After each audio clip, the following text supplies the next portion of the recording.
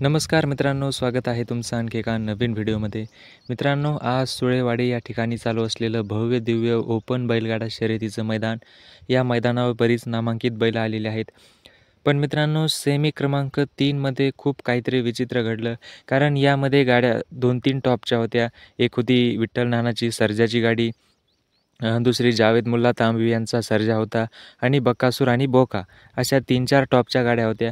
पण मित्रांनो, विठ्ठल नानाची जी गाडी होती सर्जाची, त्या गाडीची सेमीला हार झाली आणि जावेद मुल्ला तांबवी यांचा सर्जा आणि त्याच्याबरोबर जो बैल होता त्यांनी सेमी क्रमांक 3 पास केला. पण मित्रांनो, सेमी 3मध्ये बकासूरचं काय झालं? बकासूरची गाडी सुटली नाही. मित्रांनो, झेंडा पडला आणि बाकीच्या गाड्या पळाल्या, पण बकासूरची गाडी सुटलीच नाही.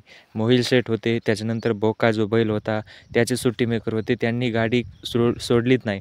मुद्दामून सोडली नाही किंवा त्यांचं लक्ष नव्हतं, काय झालं त्यांना माहीत, पण गाडी सुटली नाही.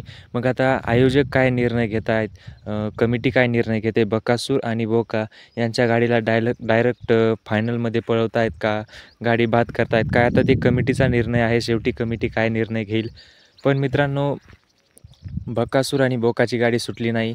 जावेद मुल्ला तांबवी यांचा सर्जा आणि त्याच्याबरोबर जो बैल होता त्यांनी सेमी पास केलेला आहे, फायनलमध्ये प्रवेश मिळवलेला आहे. आणि निंबाळकर सरांचा सर्जा होता, त्याला मात्र हार पत्करावी लागली आहे.